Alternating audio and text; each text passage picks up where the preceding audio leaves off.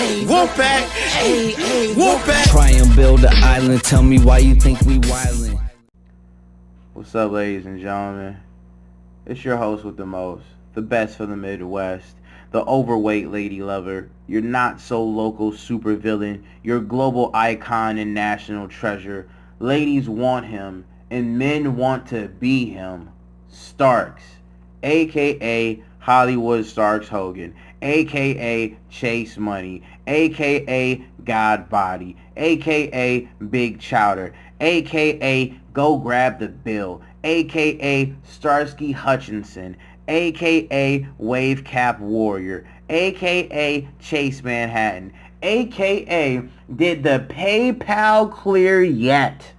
And I welcome you to another edition of the Fake Wolf Pack Predictions and Suggestions Show, ya bitch.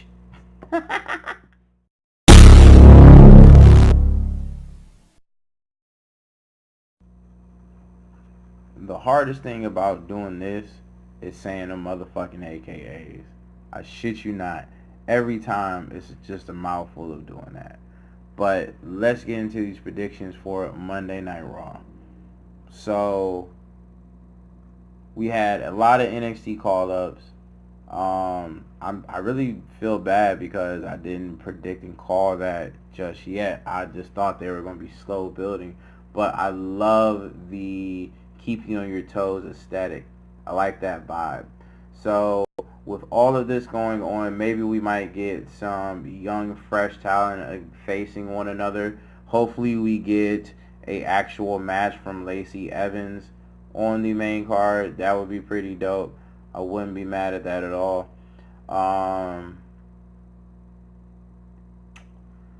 Maybe I think it is about time Alexa Bliss starts getting back into the action other than her guest spots at Royal Rumble. So I think she'll be implemented in sometime soon, maybe to help stir up the pot of what's going on with the rest of the divisions and everything going on.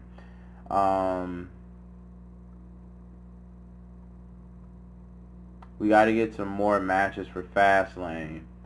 So what can they quickly throw together? I think we're probably going to get the Revival defending their tag team belts sometime at Fastlane. So we're about 2 or 3 weeks away from that. So that's what the next big move and call is going to be.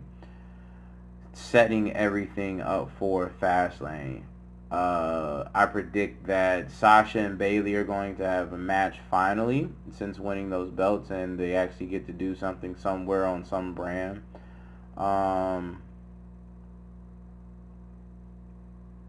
And with all of that being said, and we're building for stuff towards Fastlane,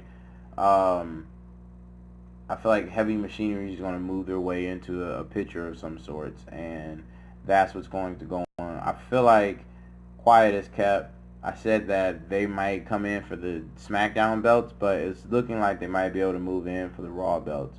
I just feel like everything's going to do some moving around and some pieces are going to change around WrestleMania, even still with everything going around and changing right now.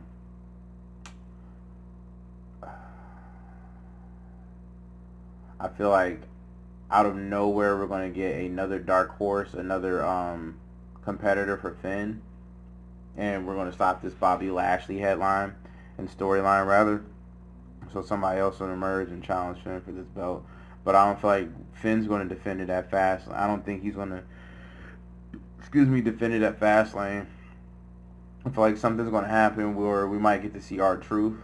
And he defends it at some point. We spoke Asuka into existence, and now, you know what I'm saying, she's back out here. But nonetheless.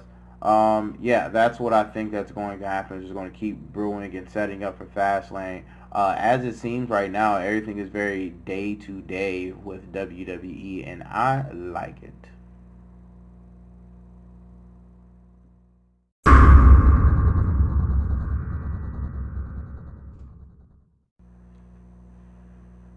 So let's talk about one of the greatest things The Rock has ever given us, Smackdown. I hate when I'm kind of right about things, and I love that, we spoke Asuka into existence and now she's back out here. But we're getting a feud with Mandy Rose. I know we're pushing Mandy Rose because she's sexy. I get it. I get it. I truly get it. Trust me. If there is a demographic for men who like blondes with big titties and fat asses, it's me. But I don't think that she's well deserving of this opportunity. I feel like there's better women competitors within either division that could have been crossed over to bring a better product out of Asuka and just a better match. Not saying that Mandy Rose doesn't compete at a top competitor level or just at a top competitor level. I just feel that she is not the person for Asuka right this moment.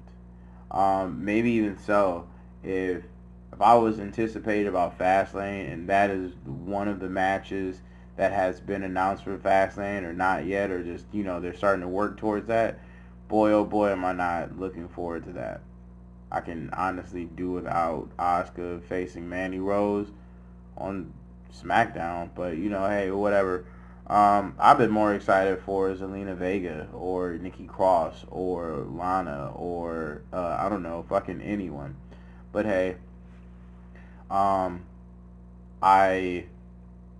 look forward to more things developing. So now we got the contender for Daniel Bryan's title at Fastlane. We got Kofi Kingston. So I'm calling the dark horse that Kofi wins it at Fastlane.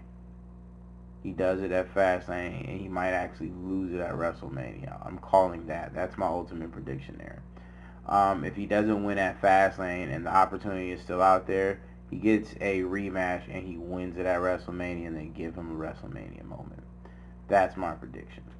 I feel that it's been a long time since R-Truth has won that belt. We haven't seen it. I just don't want him to pop back up on TV and defend it against someone. I just want him to just pop up on TV and they start working and creating a storyline and doing things of that nature. I like what they're doing with the Usos, and I like the angle that they're running with Shane McMahon and the Miz. It's just that we could do without it, and there's other tag teams over there that could do it. I know everybody's predicting this Kofi Kingston heel turn on the New Day. I just don't see that happening at all. I don't see them actually saying they're going to be okay with that. Everything that they're pushing and promoting is just not that type of vibe. And frankly, for them and their creative control and what they've been doing, it doesn't seem like that is what they would do for that brand. I like what is happening. I like that Kofi got the spot, and now it opens up all those guys for like mid-card work and can just do something else and just go in different places and do different things. It seems like we're going to get an AJ Styles versus Randy Orton feud for maybe WrestleMania or Fastlane. You know what I mean? It just seems like that's brewing. I'm not mad at that, but then again, it would be kind of cooler if there was a belt involved. It seems like everything with wrestling would be cooler with the belt involved because they don't give enough time to develop actual storylines and plots and things like that. Maybe if they broke into the actual storylines of things, that's what would change the full-on just industry for everyone right there. But I'm looking forward to that. I'm looking forward to just more Asuka matches and seeing what she has to offer to the division. I'm also interested to what challenges do they pose to Asuka. I like how last year it was a 2-on-1 handicap match of Sami Zayn and Kevin Owens versus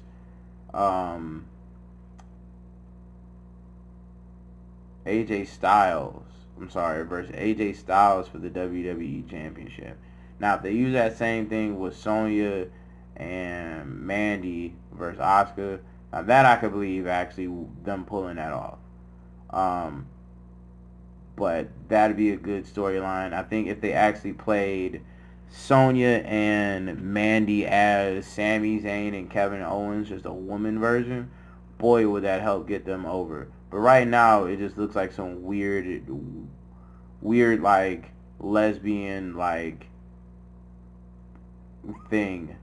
You know what I mean? And that's not even saying, like, oh, it's because Sonya's a lesbian or anything. I'm saying because, like, you're playing the over-the-top. It's almost like lesbian woman Bane. It's like she's playing the over-the-top sexy, right? And one's a fighter, so it's like, is the fighter mystified by the sexiness Mandy Rose has to offer? Ooh, is that the allure? Like, no, man, just make them be like fucking dope and cool and shit like that. They could just do more with the personality of those characters.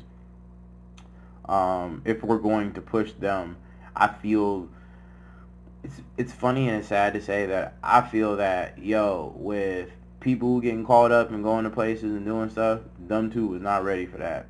They could have stayed down in NXT for a long time. Y'all could have got Kairi Sane and Shayna Baszler. Y'all could have got Kairi Sane and Io Shirai. Like, y'all could have just got just more different.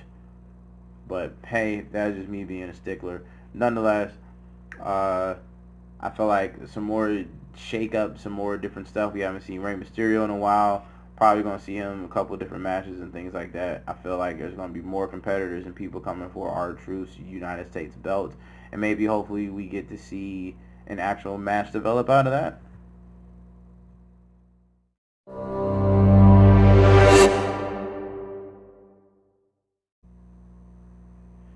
So let's talk that black and yellow brand NXT. They recently just announced the Dusty Rhodes Classic Tag Team Tournament. I think this is going to be like the first year where I actually actively watch that, like, through its like whole entirety and like pay attention to it. So I'm interested to see what's going to happen. I know Undisputed Era usually pulls it out. I don't think Uni Larkin and Danny Burch has been named for this. I think Marcel Bartel and Fabian Eichner are listed in there. You got Street Profits and Undisputed Era, Forgotten Sons. I think it's only like 8 teams or something in this or whatever like that. So we'll see what happens, and I'm excited to see what it is. Dark Horse is the Street Profits if they somehow pull it off, but my main pick from how it's looking right now, I'm going Undisputed Era. I think those are going to be the dudes to pull it off and come back and do something. I don't think they're going to win their belts this soon or anything like that, but I think it'd be a good showing against War Raiders. I don't think whoever wins is going to beat the War Raiders. Frankly, I tell you this, if we're doing predictions and suggestions like we're supposed to do, why not have the Forgotten Sons win this tournament so they can be more memorable? But I don't know. I'll go on a leap here and say I forget about this tournament every year, so I think it would be appropriate if the Forgotten Sons won this. But yeah, man, I think something to that nature. I think we got a Aleister Black and Ricochet team as well, so I don't account for them to win this tournament. If they do, I don't know, they just doing stuff now. I think they literally got dolphins in a tank with fucking bumpers on their head, and they're just being like, all right, this is a good idea, this sticks, this works. So we'll see what happens. I predict that the next feud we get is Matt Riddle, like I've been calling for this North American title, and which is cool. I just don't want to see Velveteen drop that belt that soon. And I think that if Matt Riddle loses that upcoming match, that'll be like one of the few losses that he has on NXT.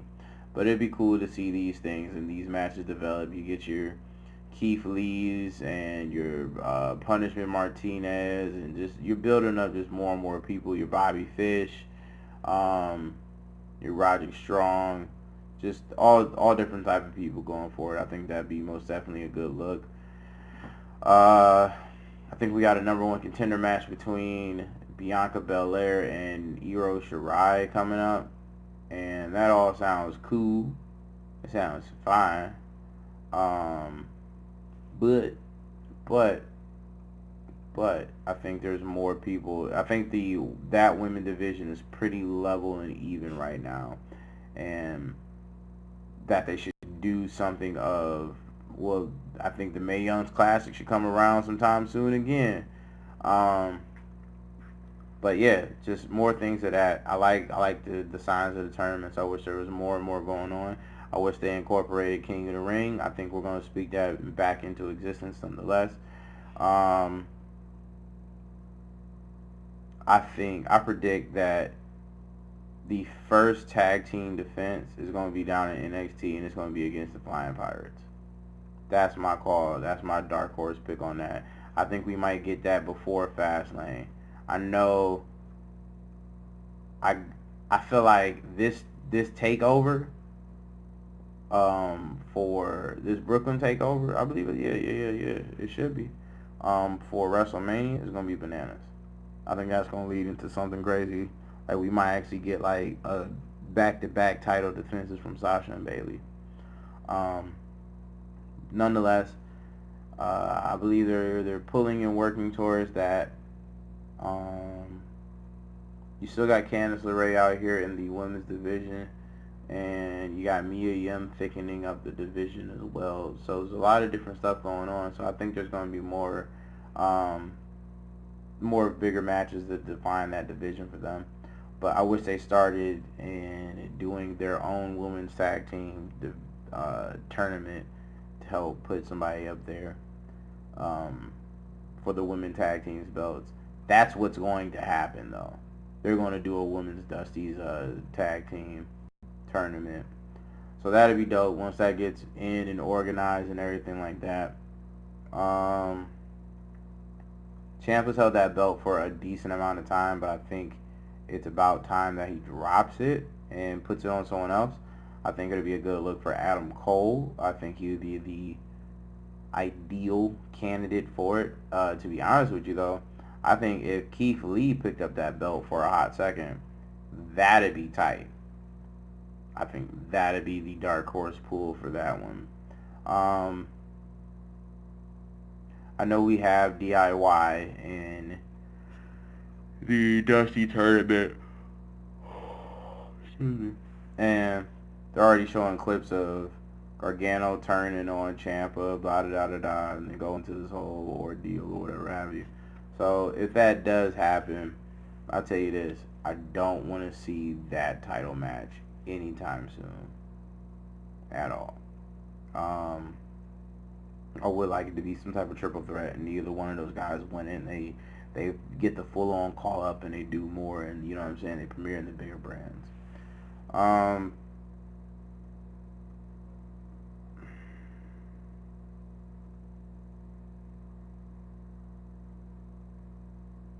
I predict, yeah, man, I think that's about it. Yeah, I predict that this is the end of the fake Wolf Pact predictions and suggestion shows. I'm Starks.